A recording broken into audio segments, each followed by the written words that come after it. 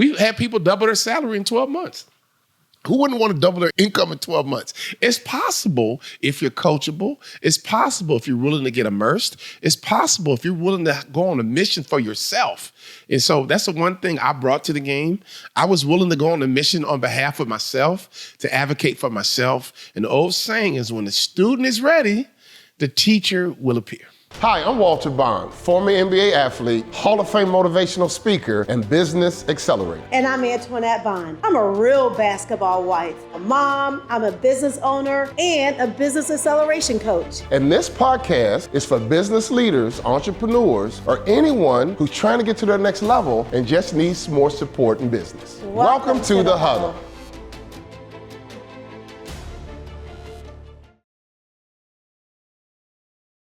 You know, honestly, the best advice I ever received happened when I was almost out of college. And I was distracted by two different things I was working on. And it was in sports. I was playing on a baseball team in college, and I was playing basketball at the University of Minnesota. And one of our assistant coaches on the basketball team came to watch me play baseball. And as soon as the game was over, I was shocked he was in the stands. He said, "Man, I understand." I said, "What do you mean, Coach?" "I understand your dilemma. You're a really, really good baseball player." "Oh, well, thanks, Coach." He said, "Obviously, you're a really, really good basketball player." And Al Brown says, "Can I ask you a question? Do you want to be a pro?" "Absolutely, Coach. My whole life I wanted to be a pro." He said, "Well, if you want to be a pro, you have to choose, son. You got to make a decision if you're going to be a pro basketball player or a pro baseball player, because if you try to play both, you're going to be a really, really good baseball player and a really, really good basketball player, but you'll never be a pro." And that advice was transformational for me because I realized the dangers of being distracted. And a lot of business people are distracted. And in that moment, I went to my dorm and I thought about it and I gave up baseball. And literally 2 years later, I was starting for the Dallas Mavericks. And the distraction of trying to do two different things at the same time was a lesson that I learned that I didn't realize I was hurting myself. And so you see business people all the time want to give you 2 business cards. I was just recently at a networking event and a business guy gave me 3 business cards. And I just thought about that experience I had with my coach. What were those 3 business cards? He had 3 different businesses, and no, they were just 3 different businesses. None of them. Partner, a producer, and a vocab. Yeah, just none of his businesses were thriving. You know, none of his businesses were thriving. And you see that all the time. You know, guys have multiple businesses and none of them have taken off, right? And so I'm not being judgmental or critical, but I almost did that to myself because I love baseball. I was good at baseball, but I also loved basketball, and I was good at basketball, but I was hurting myself because I was trying to do 2 different things at once. And you can't be double-minded. You know, and you put yourself at a huge disadvantage when your competition is doing one thing and you're trying to do 2 or 3 different things. You'll never beat them. You'll never win. So that's the best advice I ever got in my life. And my wife reinforced that later. Just do one thing. Just do one thing and do it well. The best advice I've ever been given, actually, I will say came from my mother, to be honest. I grew up in a 2-parent family, a 2-parent home. I had grandparents that were married on both sides. So we came from a long legacy of husband and wives being partners, working together. Because even with my mom's family, I mean, I saw a husband and wife. My grandfather was the breadwinner to go out and work, really. They lived in Central Florida, and she was home. And then on my dad's side, my grandmother was like a stay-at-home wife while her husband was a farmer. So they grew up on a farm. And I'm going to tell you that advice that my mother told me when Walter and I first got married.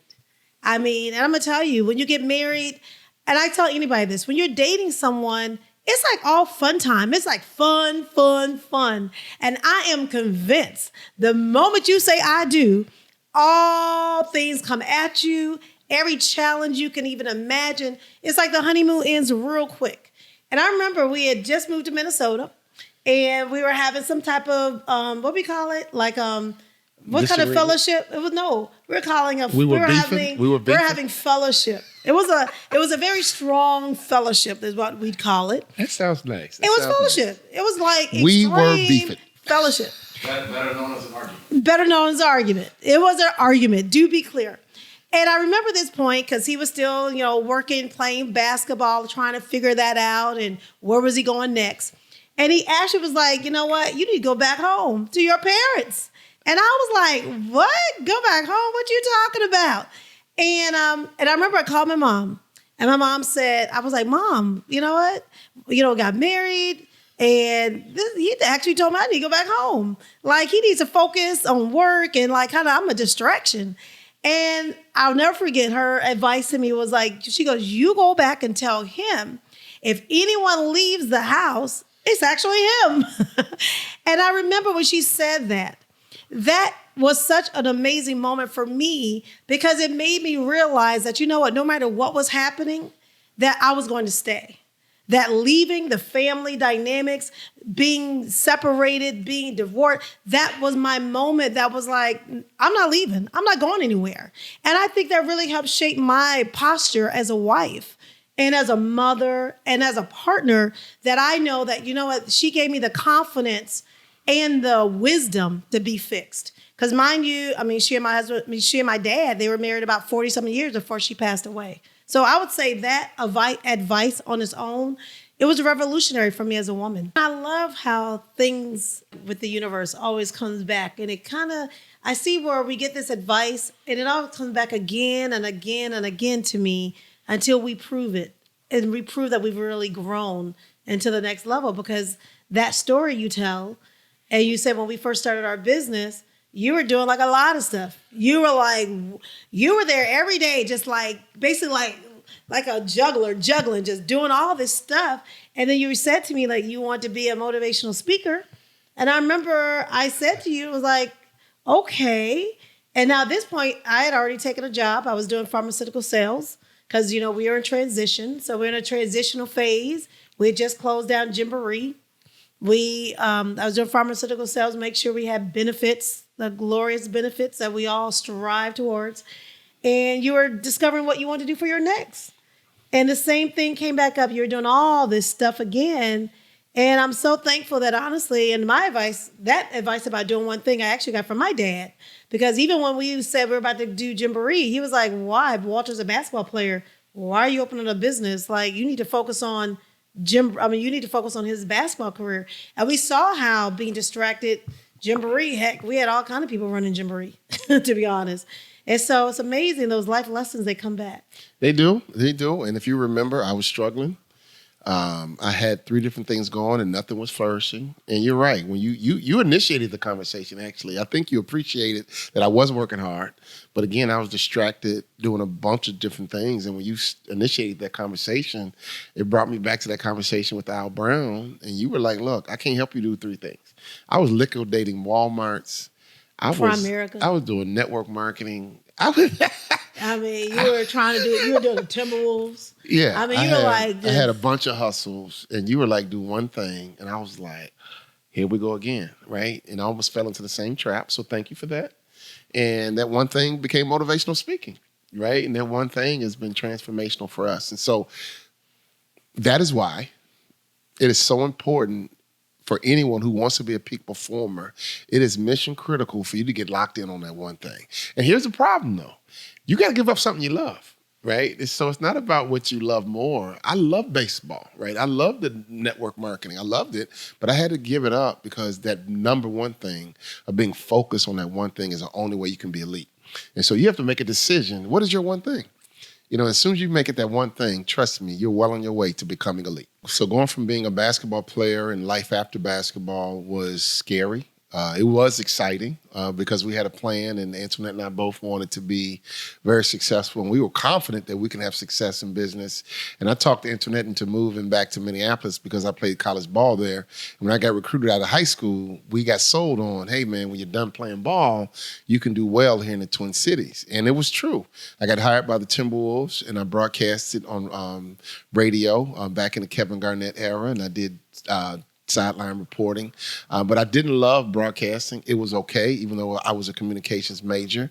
And that's when we decided to start a motivational speaking business. And we were able to leverage So we mentor a lot of athletes and really teach them how to turn fame into fortune because we had no money, but everybody at least knew who Walter Bond was. And we were able to leverage that. And we started making sales calls. We got on that phone and we called every high school in the state of Minnesota, especially the athletic director, because I was confident that they would know who I was. And before we knew it, we started doing events at high schools and we were able to advance, and they gave us opportunities. So for us, we're forever grateful that we had a vision, but we needed people to give us a chance, give us an opportunity, and we delivered. Antoinette ran a crazy, mean office. You answered that phone. She got the contracts out. She got to travel together. And she sold. She sold. And my job was to go and kill it. My job was going to high schools and just kill it in front of the whole auditorium, in front of the school board or the Rotary Club or the Chamber of Commerce. We started very humble. In fact, our very first fee was what you got.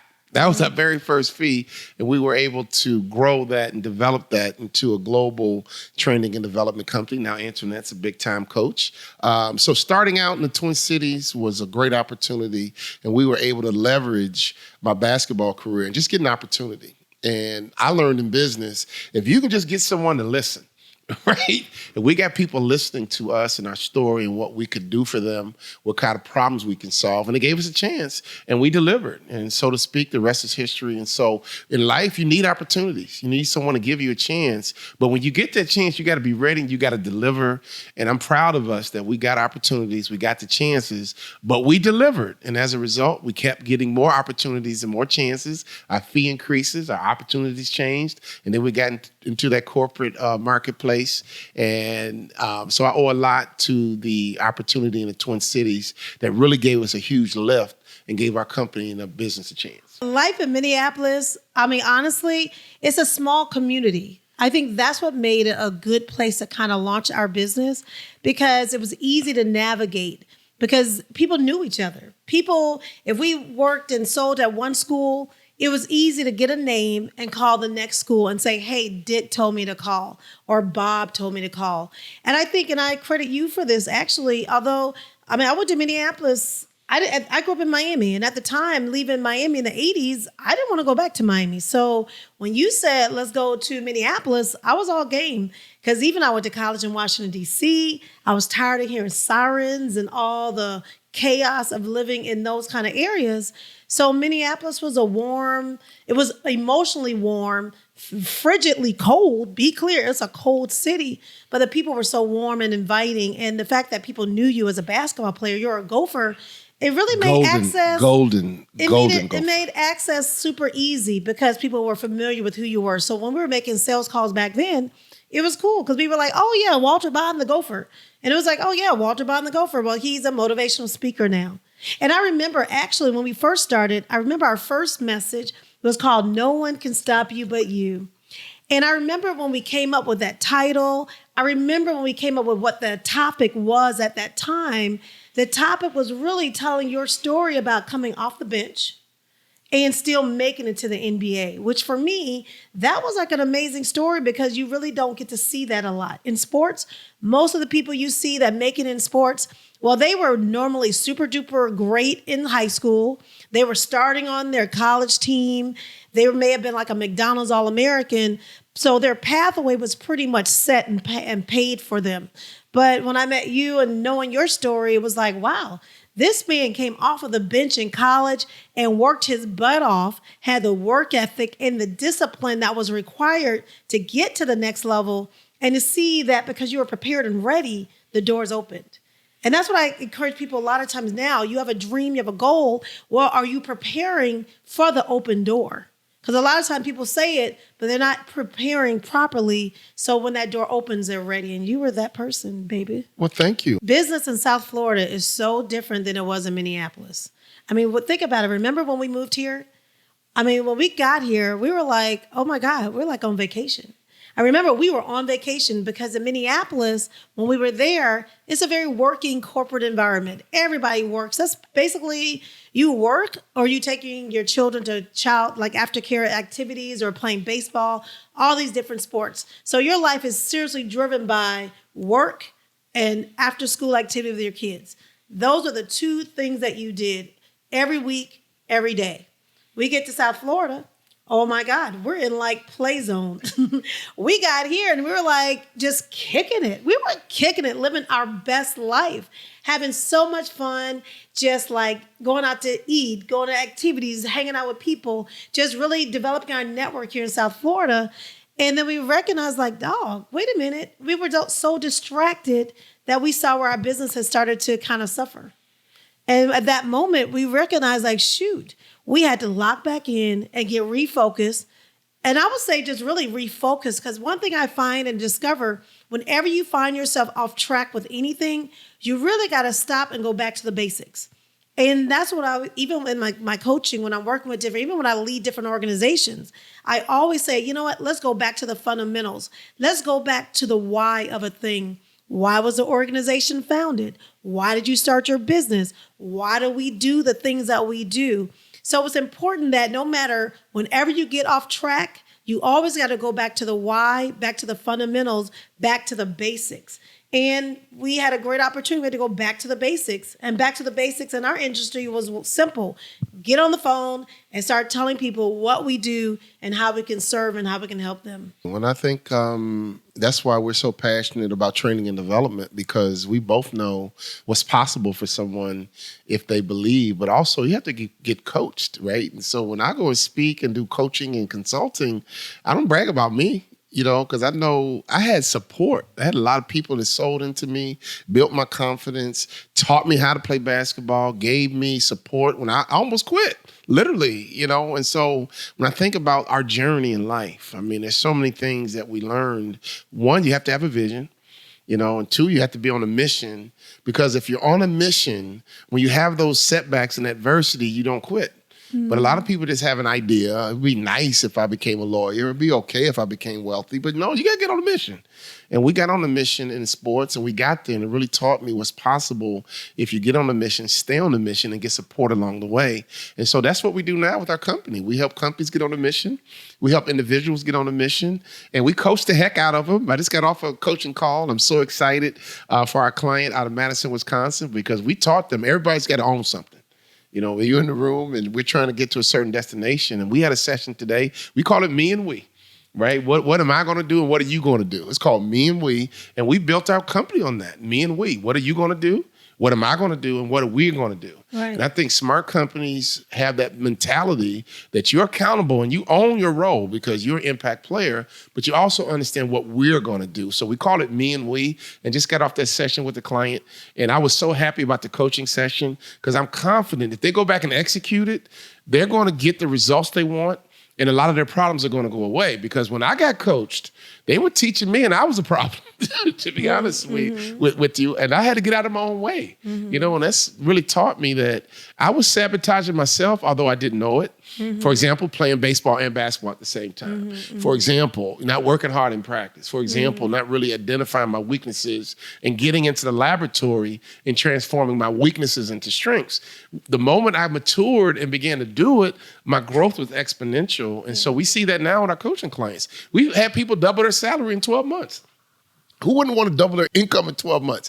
It's possible if you're coachable. It's possible if you're willing to get immersed. It's possible if you're willing to go on a mission for yourself. And so that's the one thing I brought to the game. I was willing to go on a mission on behalf of myself, to advocate for myself. And the old saying is, when the student is ready, the teacher will appear.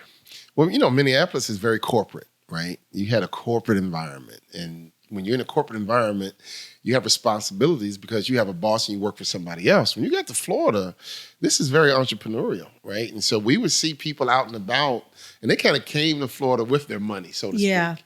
And I never forgot, one day we were out, and it's 11 o'clock on a Monday, and I had a glass of wine.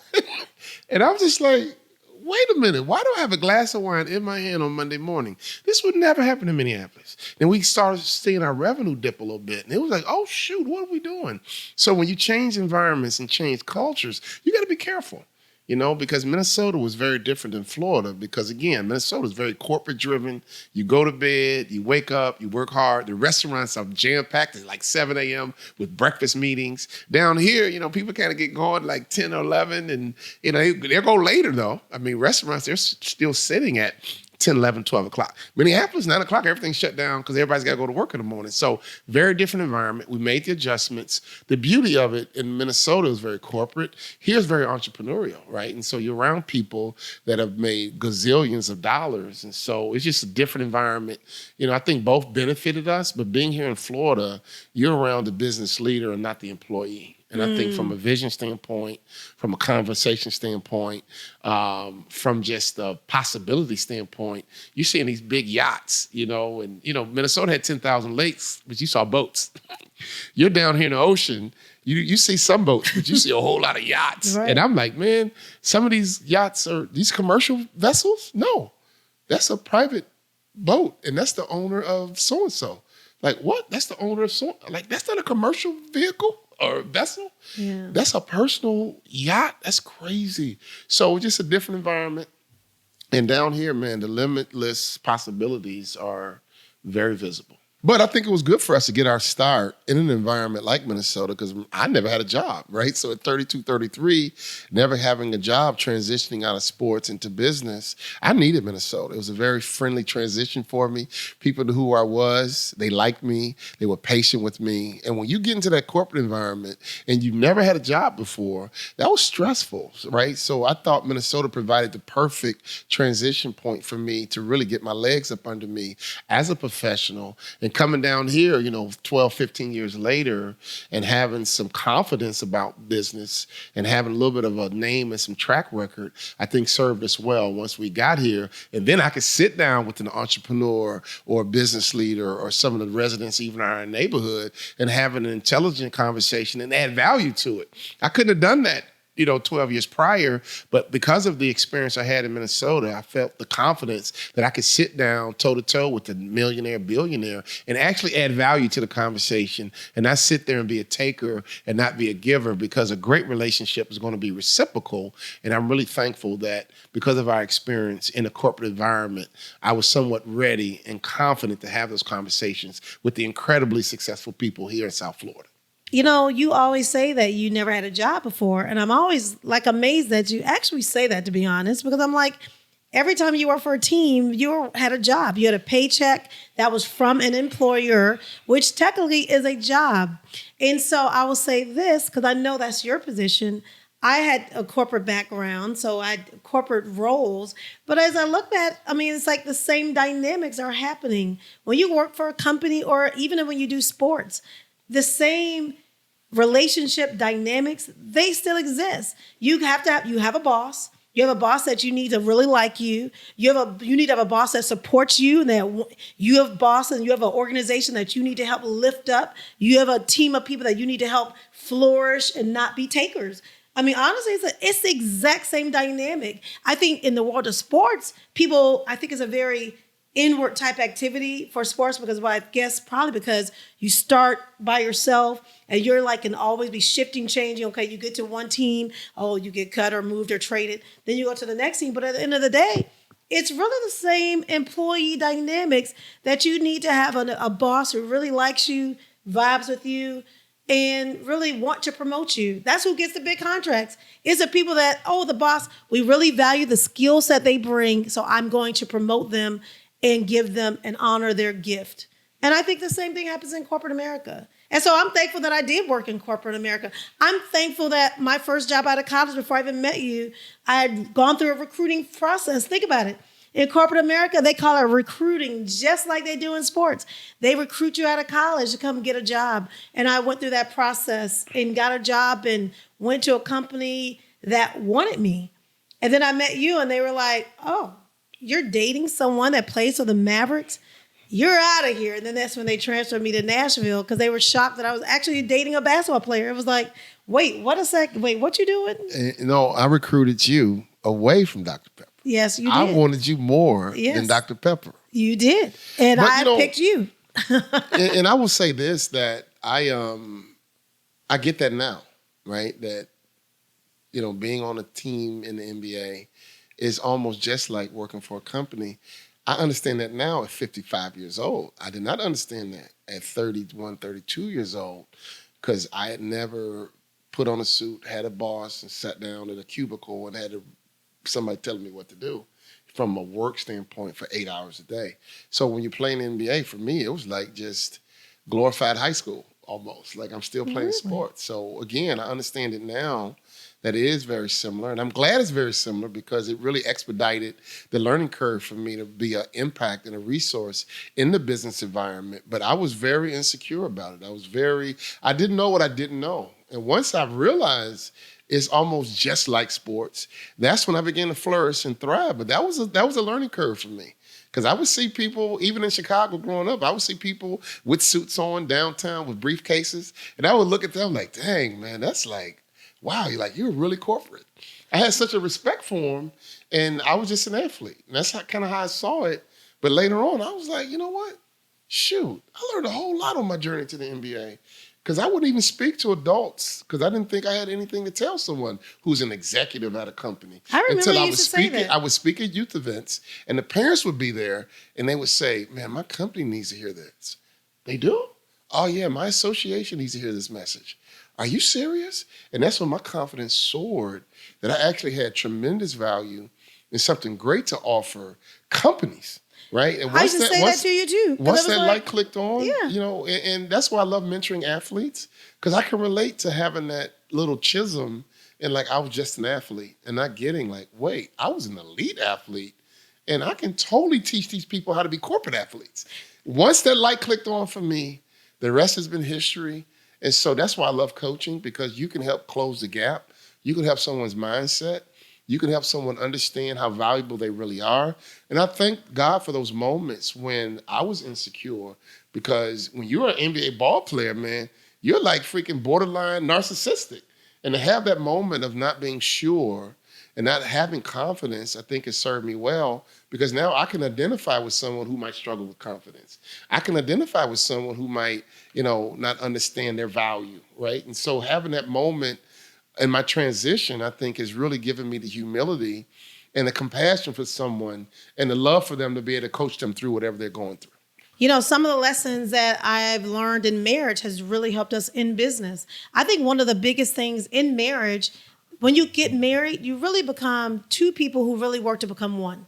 And I put the key word work, because although the Bible says like the two become one flesh, that word actually says become. Become is a process. And what's the process of becoming?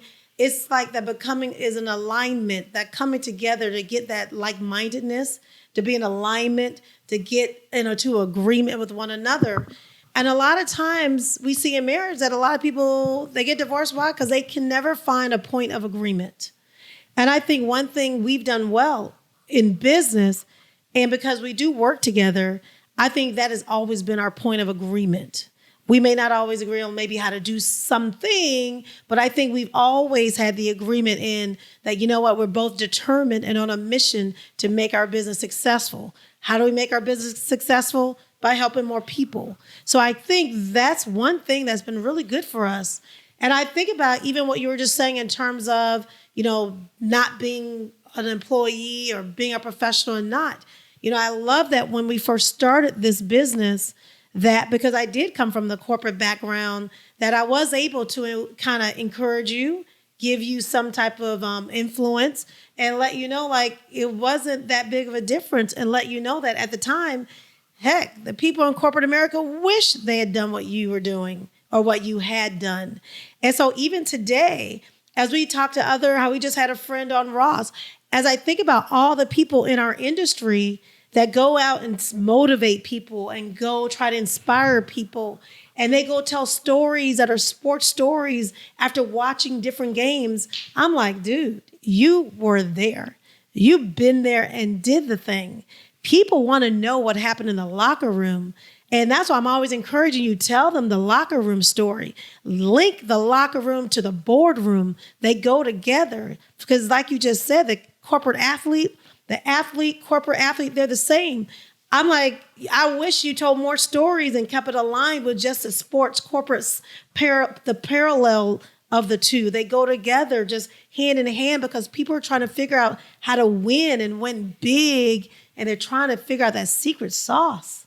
Well, I appreciate that. But, one thing I measure is not everyone's in the sports. And, sometimes we have clients that say, hey, man, I love to have people, but we have a lot of women, right? And so we've been able to do well with women because I'm not really talking about sports. I'm talking about excellence. But that's one of the things you have to balance and measure because, through the years, I've learned how to have conversations and not always use sports analogies. But one thing I do love about being in the sports industry, I value teamwork. And the one thing I learned about us being married and especially being successful in our business is trust. We built this thing on a simple philosophy. I trusted you to run that office. I didn't worry about that office. My wife going to answer that phone. She's going to respond to email. She's going to negotiate. She's going to close the deal. I had 100% trust that my wife is going to run that office at a high level. And you had 100% trust that when I get on that microphone, when I get on that platform, Walter's going to kill it. Right. And so we built a Hall of Fame speaking business, basically trusting each other. You ran an incredible office and I was dynamic on the stage. And through the years, that's how we built it. Now, we were evolving even more. Now we're coaching, we're consulting, we have a podcast, we do all kind of content creations, we're traveling, we're scaling our business. And it's made it a whole lot more complicated, a whole lot more convoluted. And we're together 24 hours a day, which unfortunately, that leaves a lot of room for some friction. You're together 24 hours a day. Literally, I'm with this chick 24 hours a day with an occasional potty break, right? And when she takes her potty break, I'm knocking on the door. Come out and play with me. Right. But, being together 24 hours a day, a lot of couples couldn't do it. Yeah. They get that break. You go to work, I go to work, and you come home, I just got to deal with you for 3 hours, and we go to bed. Whew. Right? Yeah. 24 hours a day, 24/7, literally. And we got to be careful and not really realize how that could be, somewhat suffocating to a degree to be together. We travel together and we've been doing this for 31 years. So imagine that for the most part, we've been together 24 hours a day, 365 for 31 years. So I'm going to give us a round of applause. I agree. Because, a lot of couples, they can't even make it 3 hours a day. Think about it. The average couple will go to work, you come home, you make dinner, and then after dinner, it's from 7 to 10 and you go to bed. You can't get along for 3 hours. Think about that. Now, I could be good for 3 hours. I could be a good boy for 3 hours. It's the 24 hours that I screw up sometimes. But come on, man. You could be a good boy for 3 freaking hours and just shut your mouth, go to sleep, and wake up and rinse and repeat and do it the next day. But in all seriousness, the one thing I loved about being a sports guy is understanding I got to trust my teammate. I have to be really good at what I do. And I can't worry about my teammate, what they're doing. But I love the NBA because you had some freaks of nature. You're sitting next to John Stockton and Karl Malone. And it's like, I know you're going to do what you're going to do. Yeah. I got to make sure I do my job. And if I play my role to the T, we're going to win and we're going to win big. So having that high level of confidence in the ability, the talent, the passion of your teammates sitting right next to you, because you're sitting next to one of the best basketball players in the world, which is something I'll never forget. And so when I go into corporate environments, I like to tell those stories as much as I can with respect to talking about excellence, because you don't want to alienate anyone who could care less about sports. So I try not to overdo the sports thing, but I really believe employees are corporate athletes. They're really corporate athletes. And my best case scenario is when I can go all in on sports, but I got to be careful because, again, I want to have impact in all of my audience's lives, even the ones who could care less about sports. And we've been able to do that pretty successfully. This is funny as you talk about we're together 24 hours a day. 24 hours a day. Last week I didn't travel. And you were like, why are you not going? What's the deal? And you know what? It was so refreshing to stay back and veg out on Netflix for a few days. I was like, phew, this is like paradise. So I just had to add that in. And I'm over here missing you. You hear that? I'm over here missing you. So, all right. So I just want to say that. But no, I agree though. We do a great job. And I love that even with our working together, and even if we have that intense fellowship that I talked about in the beginning, argument, I love that at 5 o'clock, no matter what, we work very, very hard to turn it off. We turn work off, close the door, and we're like, hey, what's for dinner? And I know we're going to go eat dinner together, and we're going to start our night, and we're going to do something to just keep it moving on. And I love cooking, by the way. Mm-hmm. And what did I make yesterday? Oh, my God. You made homemade pizza. I made some homemade and that pizza crust was fire. The The tomato sauce was fire. Great job. It was amazing. Literally, I think we're done ordering pizza. Oh, hey, I'm game. Literally. You know what I love about this season of Literally. life? Because like our first years, I cooked all the time. I'm enjoying like this season. You're the COVID. The Yeah, kids were like, COVID. "Dad, you can cook." Like they had no idea. Yeah, so I Since COVID, I've been a primary cook.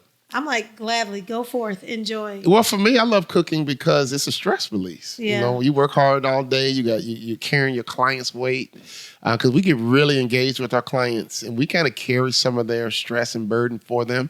And when I go in the kitchen and cook, it's a release, man. I can just get creative in the kitchen, making pizza dough or making some smoking some meat or making a brisket, which I'm still trying to perfect, man. That brisket, where my smokers out there, man? Until you can smoke the perfect brisket, you got work to do. So being in the laboratory making pulled pork and brisket and the perfect chicken wings, I just love the mixing your smoke, your meat and all that. I love it because it releases me from what we do for a living, and you need to be refreshed. So a lot of people that burn out, go get a hobby and love your hobby because that's a great way to stay fresh and get out the rigmarole of what you do every day, all day, and give your mind a break and go do something that's fun. The most joy I have is when you guys eat and you enjoy it. And that's what brings me joy when you guys eat it and say, man, Dad, that was delicious.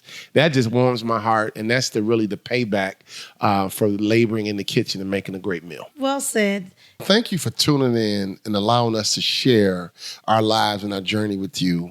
And we sincerely hope you got tremendous value from our journey because we got more to share. Stay locked in because we're going to keep sharing our lives. But more importantly, we want to add value to your life.